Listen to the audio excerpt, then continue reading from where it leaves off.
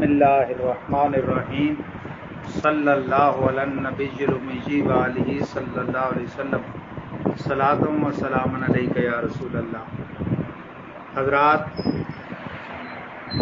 شاملین فقہ حنفی کورس، آج ہمارا 11واں درس ہے کتاب ما لا بد منہ کا، اور ہمارا عنوان ہے نجاست سے متعلقہ مسائل کا۔ چنانچہ علامہ فرماتے ہیں فصل در نجاسات، نجاست کی جمع ناپاک چیزوں کے بیان کے بارے میں فصل ہے۔ نجاست دو طرح کی ہوتی ہے، غلیظہ اور ایک خفیفہ، یعنی حکم کے لحاظ سے۔ ویسے ناپاک تو دونوں ہی ہیں، حکم کے حوالے سے ایک میں غلظت ہے، سختی ہے، اور ایک میں خفت ہے۔ یعنی ایک وہ ہے کہ جہاں پر لگی ہے بدن یا کپڑے کے اس حصے میں، اگر وہ 1 درہم سے زائد ہو تو دھوئے بغیر نماز پڑھ لی تو سرے سے نماز ہی نہیں ہوگی۔ 1 درہم سے کم ہے تو نماز ہو جائے گی، لیکن بہتر تھا دھو لیتے، اور 1 درہم کے برابر ہے تو واجب ہے دھونا، اس سے زائد ہے تو فرض۔ یعنی اس سے زائد تھی اور دھوئے بغیر نماز پڑھی، سرے سے ہوئی نہیں۔ درہم کے برابر تھی تو نفس فرضیت ادا ہو گئی، لیکن دھو کے اعادہ کرنا ضروری ہے، اور کم ہے تو نماز ہو جائے گی۔ اور جو خفیف ہے وہ جس حصے بدن یا کپڑے میں لگی ہے اس کا 1/4 حصہ، اس جتنی تھی نماز پڑھ لی تو بہتر ہے اعادہ کیا جائے دھو کے۔ کم ہے تو اعادے کی حاجت نہیں، زیادہ ہے تو پھر ہوئی نہیں، پھر دھونا ضروری ہے اور نماز دوبارہ پڑھنی۔ یعنی وہاں درہم تک اور یہاں 1/4 تک رعایت ہے۔ اس حوالے سے اس میں یعنی شدت اور وہ فرق ہے، غلظت اور خفت کا۔ باقی ناپاک ہونے میں دونوں ہی ناپاک ہیں۔ بولے جانورے کے گوشت او حلال است، بول یعنی چھوٹا پیشاب اس جانور کا کہ اس کا گوشت حلال ہے۔ و بول اسب، اور گھوڑے کا پیشاب، و پس افکندہ پرندگان حرام گوشت نجس است و نجاست خفیفہ، اور وہ پرندے کہ جو اڑتے ہیں، ٹھیک ہے نا جی، افکندہ پرندگان حرام، حرام پرندوں کی جو بیٹ ہے، جن کا گوشت حرام ہے، ان کی بیٹ نجس است، یہ سب چیزیں نجس ہیں، لیکن بنجاست خفیفہ کم ترز ربو پارچہ افس۔ یہ نجاست خفیفہ ہیں کہ اگر کپڑے پہ لگی ہے تو 1/4 حصے تک معافی ہے، جیسے میں نے پہلے حکم بتا دیا۔ حصہ تختہ یا دامن یا ترے یا آستین، یعنی جہاں پر لگی ہے اس حصے کا 1/4 دیکھیں گے۔ یہ نہیں قمیض کے آستین پہ لگی ہے تو آپ پوری قمیض کا 1/4 تو دیکھیں، تو پھر تو پوری آستین بھی بھری ہو تو 1/4 نہیں بنتا، خاص اس کا دیکھیں گے، یا دامن یا جس حصے پر لگی ہے۔ اگر کم تر ازاں یا لایت نماز را مانے نہ باشد، اس سے کم تر ہے تو نماز سے مانے نہیں ہے، نماز ہو جائے گی، لیکن آب را فاسد کنن، لیکن پانی کو فاسد کر دے گی، یعنی جو پانی اس سے لگے گا وہ پانی ناپاک ہو جائے گا۔ اور پس افکندہ پرندگان حلال گوشت، وہ جن کا گوشت حلال ہے، ان کی بیٹ سوائے ماکیاں، سوائے مرغیوں کے، و بط اور بطخ کے پاک ہے۔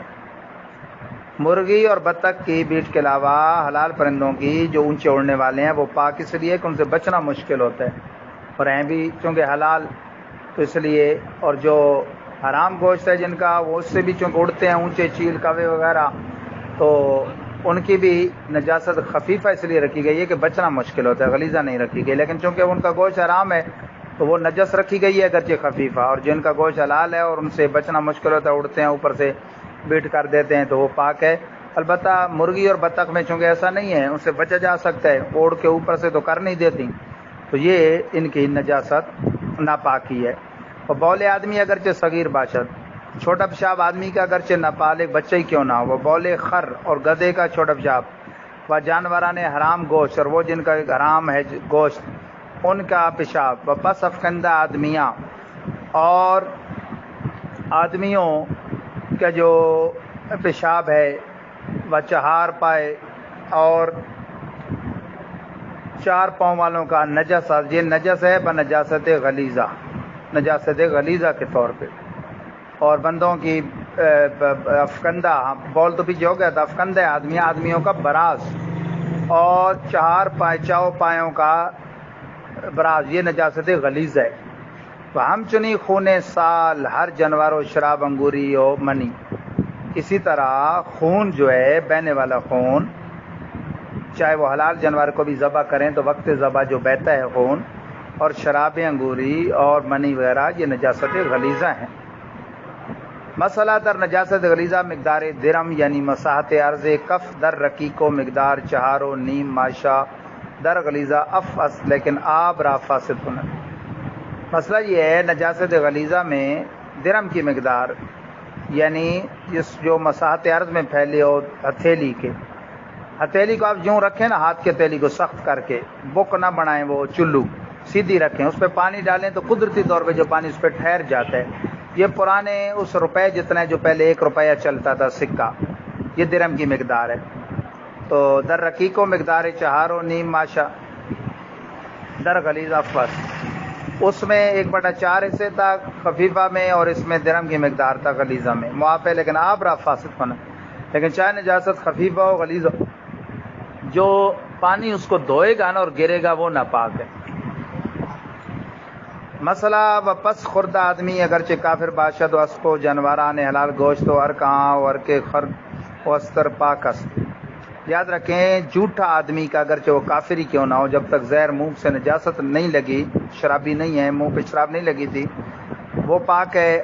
گھوڑے کا جھوٹا پاک ہے، حلال جانوروں کا اور ان کا پسینہ، اور گدھے کا پسینہ کو اس سے بچنا مشکل ہے اگرچہ اس کا گوشت ناپاک ہوتا ہے۔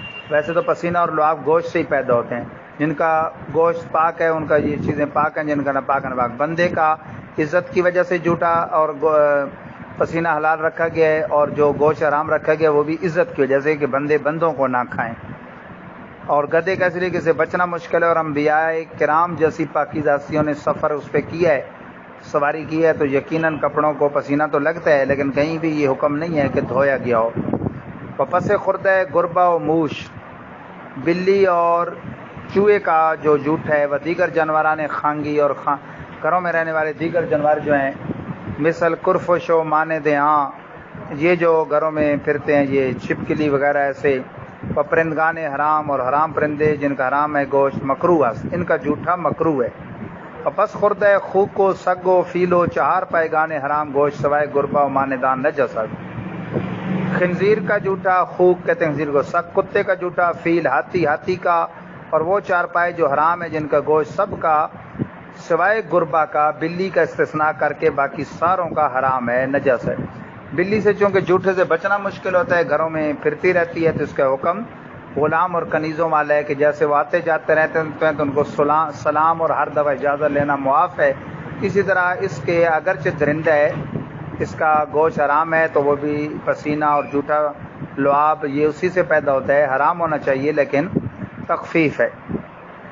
بلکہ اس روایت کو تو دیکھیں جس میں ہے کہ سرکار وضو کرنے لگے تو بلی آ گئی، تو برتن اس کی طرف ٹیڑھا کر دیا، پہلے اس نے پیا پھر سرکار نے وضو کیا، تو اطیب الطیبین اور اطہر الطاہرین صلی اللہ علیہ وسلم نے جب اسے وضو کیا تو اس کو تو دیکھا جائے تو بالکل پاکی کا حکم ہونا چاہیے، لیکن جو اخبار مشہور ہیں اس کے مطابق یہی حکم ہے کہ کراہت ہے، لیکن وہ حکم نہیں ہے حرام والا۔